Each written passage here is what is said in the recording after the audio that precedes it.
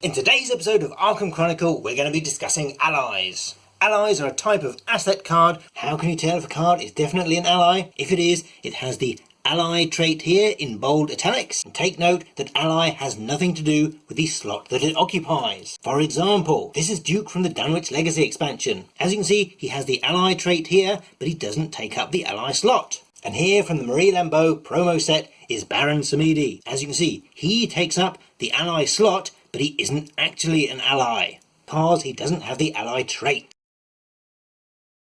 As you can see, each of the classes has one 0-level ally. This means that each investigator has access to at least 2 allies for their deck.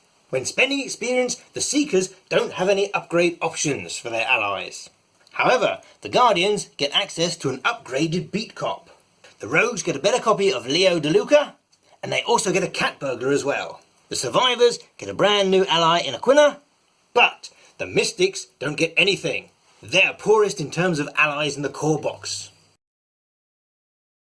The Dunwich Legacy Deluxe box introduced 2 new level 0 allies, one for the Seekers and one for the Survivors. And unlike the core box, every player card comes with 2 copies. There weren't any upgrades to any of the existing core box allies, but the Rogues got a level 1 ally, and the Survivors got an upgraded version of their ally. So in total, the Survivors definitely do best out of this box, followed by the Seekers and then the Rogues. Mystics traditionally have the least allies, and that trend continues here.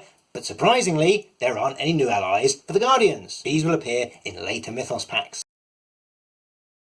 If you want to bring an ally into play, simply pay its cost in resources and put it in your asset area. If you already have an ally in play and you want to bring in another one, simply pay the cost for the new ally and it displaces the old one, sending it to the discard pile. Some of the ally cards have a little asterisk next to their name, which is the unique signifier.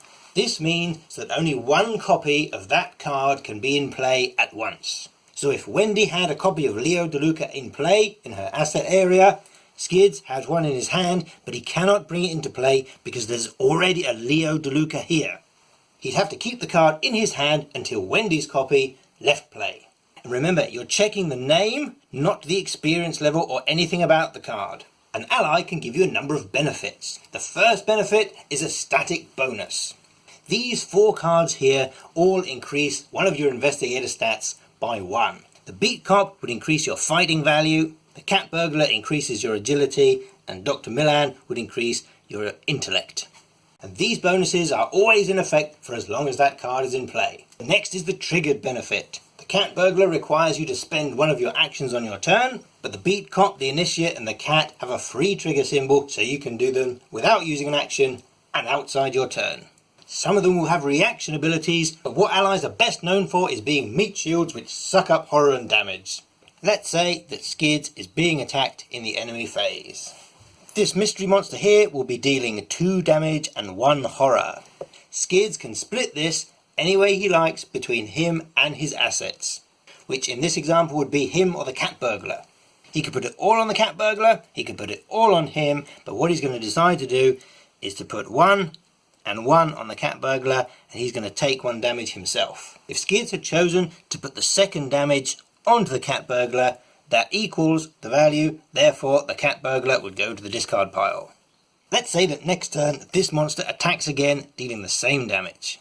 Again, Skids has a choice of where he places it.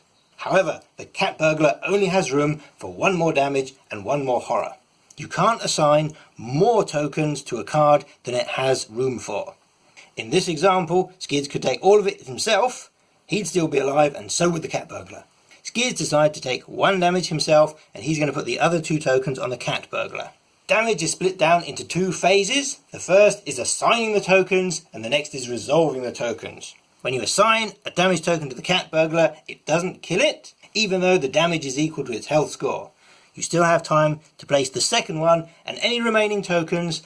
Then you resolve the damage by comparing the number of tokens to the printed value and thus discarding the Cat Burglar.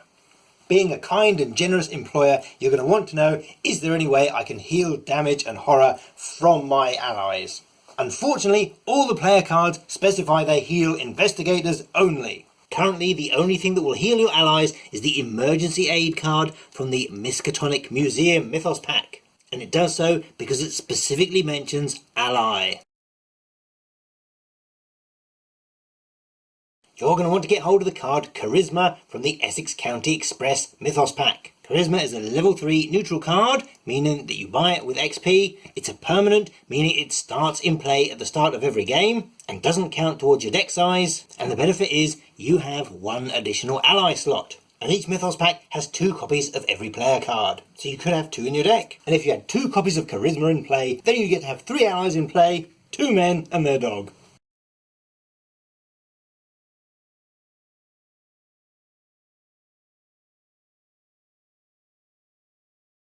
As you can see, each of the classes has access to at least 101 flop flop delete.